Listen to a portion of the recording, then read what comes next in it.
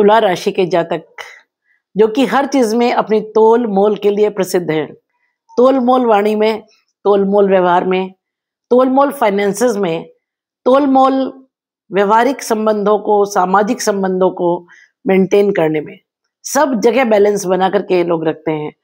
तो ऐसे गजब बैलेंस बनाने वाले तुला राशि के जातकों को मेरा प्रणाम है। स्वागत है आपका दीपा ज्योतिष में और स्वागत है मेरे चैनल 21st सेंचुरी मॉम में। आज बात करेंगे कैसा रहेगा दिसंबर का महीना तुला राशि के जातकों के लिए। तो एक बहुत अच्छी खबर यह है कि लग्न का स्वामी सेकंड हाउस यानी धन भाव में लगभग पूरा महीना रहेगा 20 दिसंबर तक, जो एक बहुत अच्छी खबर है। लग्न हम खुद है, हमारे सिर के बाल से लेकर के पैर के नाखून तक हम मानसिक रूप से, शारीरिक रूप से, आर्थिक रूप से, व्यवहारिक रूप से, हमारा सोच विचार कैसे, हम जैसे भी हैं वो हमारा लग्न है।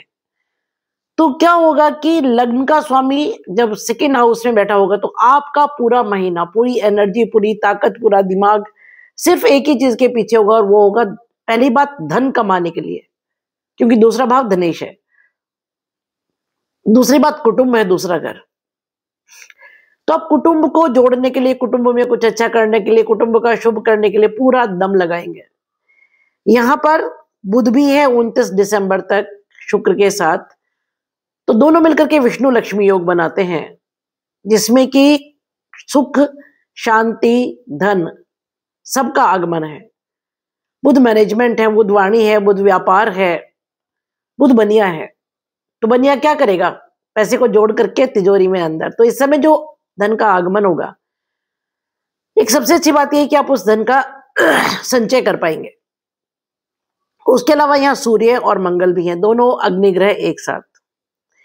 सूर्य और शुक्र की आपस में कुछ बनती नहीं है, क्योंकि सूर्य राजा, सूर्य ज्ञान, सूर्य अहंकार, सूर्य पावर। और प्रेम को पावर कहाँ चाहिए? उसको तो सॉफ्टनेस चाहिए। सूर्य का जो प्रकाश है, उसका जो तेज है, उसे सहन कर पाना शुक्र के बस की बात नहीं है। आप ऐसा मान लीजिए, न्यू बॉर्न बेबी को आप आग की भट्टी के पास लेके जाए तो क्या होगा? उसकी स्किन बर्न हो जाएगी, जल जाएगी। तो जब कभी शुक्र और सूर्य साथ आते हैं तब प्रेम संबंधों में खटपट, वैवाहिक संबंधों में खटपट, आप जिन्हें प्रेम करते हैं उनके साथ खटपट होना निश्चित है। क्यों? क्योंकि सूर्य तो राजा है, उसका तो अहंकार के बिना चलेगा नहीं, ईगो के बिना चलेगा नहीं। और शुक्र को ऐसा है कि उसको, वो जिसको प्रेम करता है वो राजा या भिखारी, उसको फर्क नहीं पड़ता। उसको तो प्रेम के बदले में प्रेम चाहिए। इसीलिए शुक्र और सूर्य की युति को अच्छा नहीं मानते। वैवाहिक जीवन के लिए, प्रेम जीवन के लिए, पारिवारिक मधुरता के लिए यह युति बहुत खराब है। तो आप धन का संचय तो खूब करेंगे, आप पैसा तो खूब जोड़ेंगे, मैनेजमेंट तो खूब अच्छा करेंगे, लेकिन यह समय वैवाहिक संबंधों और प्रेम संबंधों के लिए बहुत अच्छा नहीं है। इसलिए यह समय ऐसा है जब वाणी पर थोड़ा नियंत्रण रखें, क्रोध पर थोड़ा नियंत्रण रखें। और एक चीज है कि थोड़ा नम के, थोड़ा झुक करके, अगर हम किसी संबंध को बचा सकते हैं तो अड़ के उसको तोड़ देने से बेटर है थोड़ा झुक के उसको संभाल लिया जाए। कभी कभी ऐसा होता है, हम थक जाते हैं, परेशान हो जाते हैं, लिमिट्स क्रॉस हो जाती हैं चीजों में। लेकिन फिर भी मैं एक बात कहूंगी कि एक बार कोई सख्त निर्णय लेने के पहले उसके दूरगामी परिणामों को जरूर सोचिएगा, क्योंकि इस समय दो अग्निग्रह एक साथ आपके सेकेंड हाउस में, जो कुटुंब का घर है, उसमें होंगे, सूर्य और मंगल। सूर्य राजा, मंगल सेनापति। पूर्ण युद्ध की स्थिति, दोनों एक साथ वॉर फ्रंट पर। हो सकता है आप इस समय बहुत धनवान हो, बहुत ताकतवर हो, बहुत फेमस हो, और आपको ऐसा लग रहा हो आपको किसी की जरूरत नहीं है। लेकिन एक बात ध्यान रखिएगा, जहां काम आवे सुई, क्या करे तलवार। तलवार वहां कुछ नहीं कर सकती, वहां सुई ही चाहिए। तो संबंधों को तलवार से काटने के बजाय सुई से सिलने की कोशिश कीजिएगा। इससे ज्यादा तो मैं क्या ही कहूं। मैं अगर ऐसा कहूं कि दूसरा भाव इस समय बहुत कुछ दे करके जाएगा, लेकिन बहुत कुछ लेने की तैयारी में भी है। अब जो छिनना है ना, उससे खुद को बचाना बहुत कुछ बहुत कुछ बहुत कुछ आप पर निर्भर करता है। क्योंकि एस्ट्रोलॉजी में एक चीज है, फ्री विल। फ्री विल का अर्थ यह है कि जो भी ईश्वर ने आपको दिया है, जो सिचुएशन दी है, उस सिचुएशन में 10 रास्ते आपके सामने खुले हैं। कौन सा रास्ता अपनाना है वो तो अर्जुन ही डिसाइड करेगा। भगवान कृष्ण सिर्फ रास्ता दिखा सकते हैं कि भाई एक युद्ध का रास्ता है, एक शांति का रास्ता है, तुम्हें क्या अपनाना है मैं तुम्हें बतला दूंगा क्या सही है क्या गलत है, लेकिन डिसाइड तुम ही करोगे, युद्ध तुम ही लड़ोगे अपना। इसलिए ये समय ऐसा है जब आपको बड़े डिसीजंस लेने हैं, बहुत बड़े बहुत बड़े। उन निर्णयों को बहुत सोच समझ कर, प्रैक्टिकलिटी पर नाप तोल कर, हालांकि तुला वाले बहुत प्रैक्टिकल होते हैं, तो प्रैक्टिकलिटी पर नाप तोल करके उन निर्णयों को अगर आप लेंगे तो अच्छा होगा। बात करें तीसरे भाव की, तो सूर्य 15 तारीख से तीसरे भाव में आ जाएंगे और मकर संक्रांति तक, सॉरी 15 दिसंबर से, हाँ 15 दिसंबर से 15 जनवरी तक, मकर संक्रांति तक यही रहेंगे। उसके बाद मंगल भी 7 दिसंबर से आ जाएंगे, मार्गी होंगे और अस्त होंगे। शुक्र 20 दिसंबर से यहाँ आ जाएंगे और बुध 29 दिसंबर से आ जाएंगे। तीसरा भाव पराक्रम, छोटी यात्राएं, छोटे बहन भाई। तो छोटे बहन भाइयों के जीवन में भी उठापटक चल रहा है इस समय आपके। जब सूर्य धनु में आएंगे, बृहस्पति के मित्र हैं, मंगल सूर्य के साथ होंगे, मंगल और सूर्य दोनों मित्र हैं, दो मित्र एक साथ यहां आएंगे तो पराक्रम को बढ़ाएंगे, मेहनत को बढ़ाएंगे, एनर्जी देंगे, कम्युनिकेशन स्किल्स गजब हो जाएंगी, यात्राएं होंगी। 20 दिसंबर से जब शुक्र आ जाएंगे, बुध तो महीने के एंड में आएंगे 29 दिसंबर को, उसको तो हम नहीं मानते हैं, फिर भी आएंगे तो सही। तो 20 तारीख के बाद आपकी छोटी यात्राओं से धन अर्जन और आपके छोटे बहन भाइयों के जीवन में कुछ खुशहाली आएगी, धन का आगमन होगा, कुछ खुशियां आएंगी। जो एक लंबा पीरियड चल रहा था प्रॉब्लम्स का, वो काफी हद तक सॉल्व होगा। बात करें चतुर्थ भाव की, तो यहाँ मकर राशि है जिसके स्वामी शनि मार्गी हो जाएंगे 28 नवंबर से। मार्गी और उदित बहुत समय से वक्री चल रहे थे। चतुर्थ भाव का स्वामी छठे भाव में, चतुर्थ भाव सुख, छठा भाव रोग ऋण और शत्रु। तो अब जब 28 नवंबर से शनि मार्गी होंगे तो रोग ऋण और शत्रु का नाश करके आपको सुख की प्राप्ति कराएंगे। ये एक बहुत अच्छी स्थिति है। क्रूर भावों में क्रूर ग्रहों का होना अच्छा मानते हैं। जो स्टूडेंट्स हैं, बहुत सारे मेरे पास मैसेजेस आते हैं, मैडम क्लासेस ले लीजिए। वो तो संभव नहीं है, लेकिन मैं हर वीडियो में स्टूडेंट्स के लिए काफी सारे सूत्र देती हूँ। तो ये एक सूत्र है कि 3, 6, 8 और 11, हालांकि त्रिशदाय भाव 3, 6 और 11 है, इन भावों में क्रूर ग्रह अच्छा फल देते हैं। तो शनि जब छठे भाव में होते हैं तो रोग ऋण और शत्रु से छुटकारा दिलाएंगे। और खासतौर से अब जब मार्गी और उदित हो गए तो कोई बहुत बड़ा फेरबदल, कोई बहुत बड़ा डिसीजन मेकिंग, कोई बहुत बड़ा बदलाव आपके जॉब में, आपके वर्क प्लेस पर, आपके सोर्स ऑफ अर्निंग में, सेवा में, नाना मामा के घर में इस समय हो चुका है। बात करें पंचम भाव की, तो यहाँ राहु है पूर्व भाद्रपद में, बृहस्पति के नक्षत्र में, और शनि भी मार्गी होने के बाद भी पूर्व भाद्रपद में ही है। पंचम भाव प्रेम, संतान, विद्या और बुद्धि, ज्ञान और जीवन का पूर्ण उत्थान।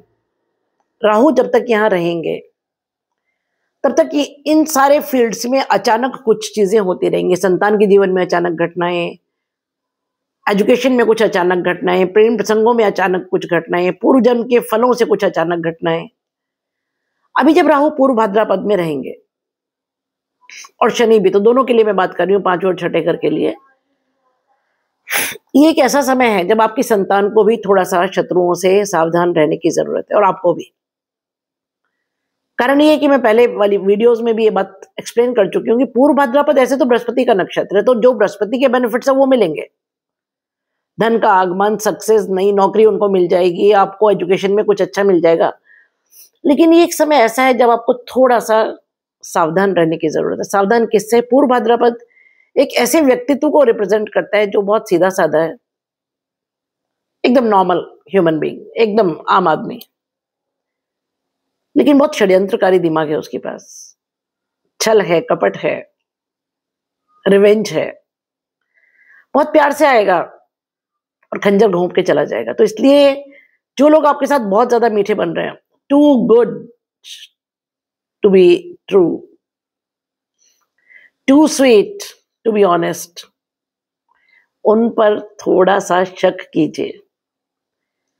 और टू मच ऑफ गुडनेस कोई दिखा रहा है तो उससे बचिए, क्योंकि too much of goodness natural नहीं है। या कोई भी व्यवहार किसी का जो आपको लगता है कि ये तो इसका ये बिहेवियर पैटर्न नहीं है, उस बिहेवियर पैटर्न से हट करके अगर कोई बिहेवियर करता है आपके साथ, तो उसका थोड़ा बहुत नहीं, मैं कहूंगी बहुत ज्यादा शक की निगाह से देखिए। क्योंकि देखिए, एस्ट्रोलॉजी एक रेमेडियल साइंस है। ये जो हम पहले ही बतला देते हैं ना कि साइक्लोन आने वाला, इवैक्यूएट कर लीजिए, तो फिर अगर इवैक्यूएट आप नहीं करते फिर आपकी गलती है।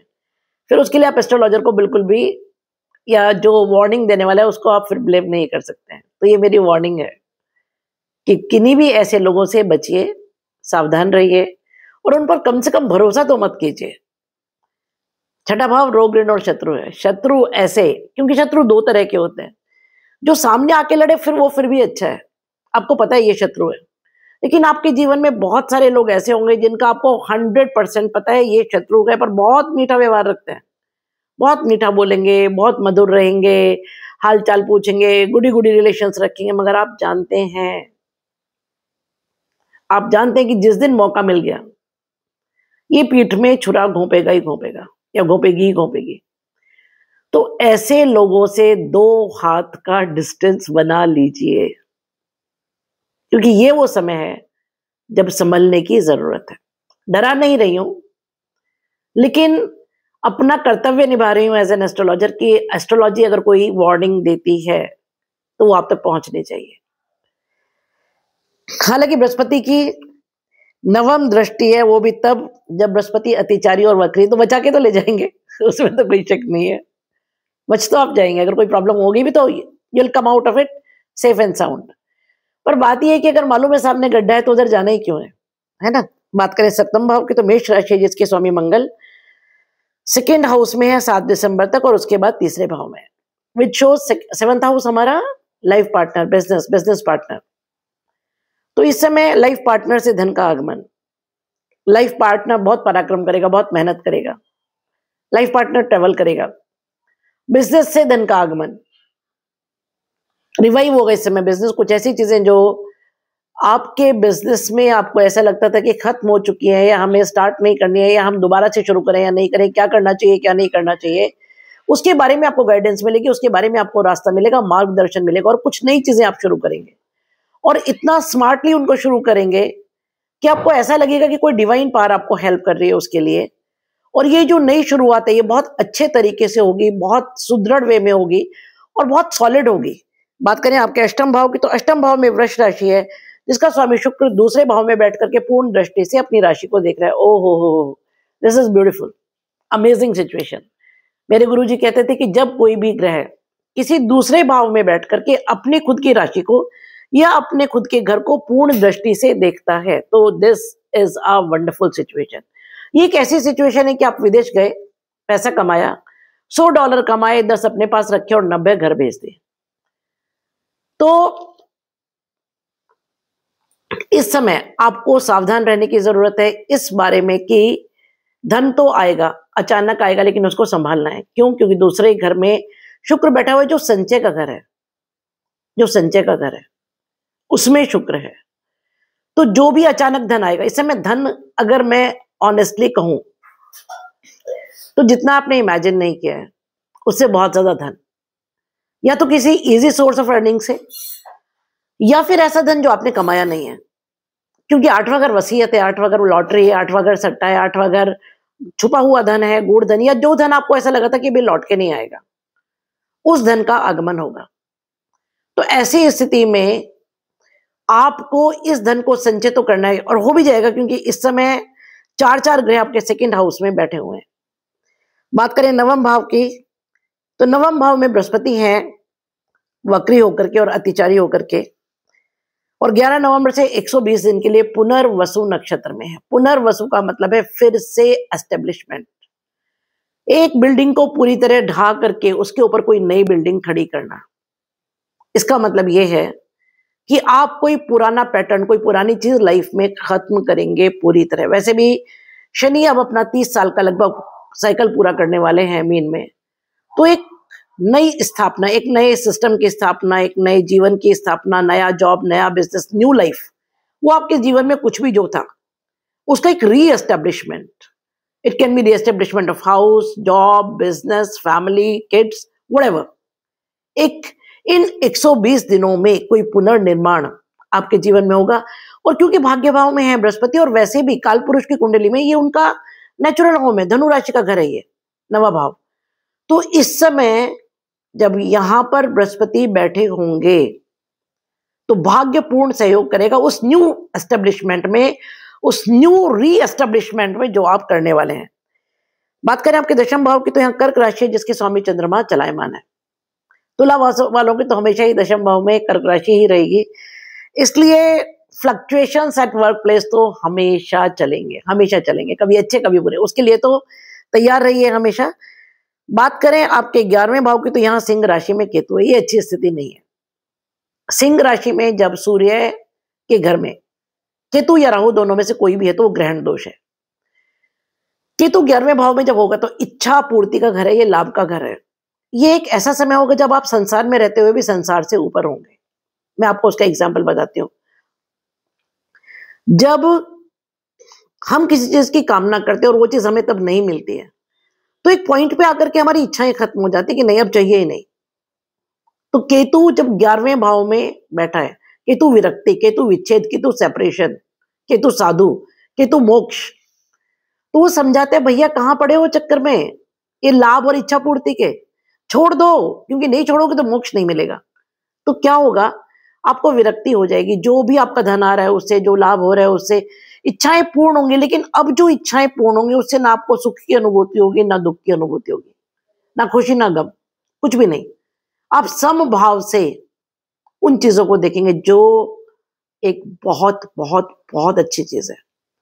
उस समभाव को लाने के लिए ऋषि और मुनि वर्षों तक तप करते कि वो समभाव आ जाए, मोह छूट जाए, हानि से भी और लाभ से भी, खुशी से भी और दुख से भी।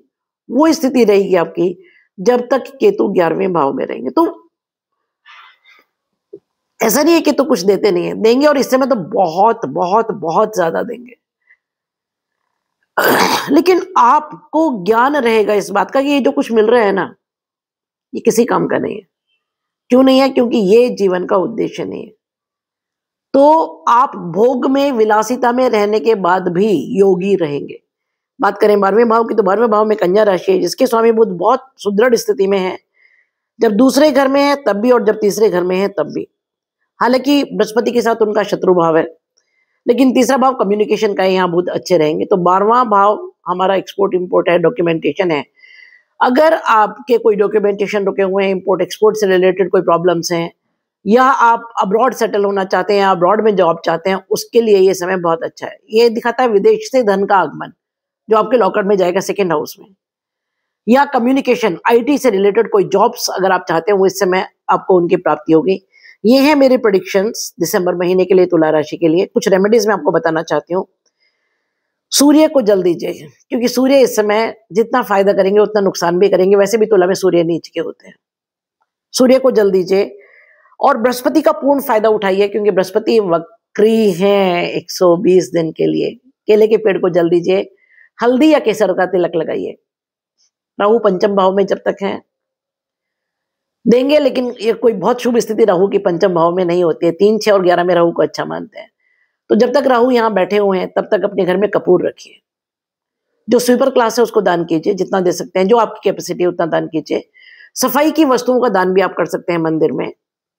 और चंद्र दर्शन जरूर कीजिए, क्योंकि चंद्रमा के दर्शन करने से मन, माता बुद्धि ये स्ट्रांग होंगी, जिसकी आपको बहुत ज़्यादा ज़रूरत है।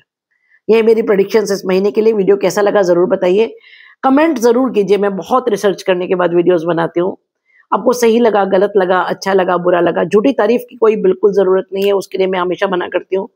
लेकिन प्रैक्टिकली जो भी आपको लगा मेरा वीडियो देखने के बाद, ये आपकी लाइफ में इम्प्लीमेंट हुआ कि नहीं हुआ, हुआ तो कितने परसेंट हुआ? I am so happy. मुझे लाखों लोगों ने मेरे पुराने वीडियोस पर कमेंट करके बताया कि उनकी लाइफ में कब कब क्या क्या हुआ। I am so thankful to you all for that. बहुत बहुत शुक्रिया, क्योंकि आपके कमेंट्स मेरे लिए रिसर्च का काम करते हैं। So please right. वीडियो पसंद आए तो लाइक, शेयर और सब्सक्राइब कीजिए। Stay happy, stay blessed. मिलते हैं एक ऐसे ही वीडियो के लिए बहुत जल्दी। तब तक खुश रहिए, मस्त रहिए।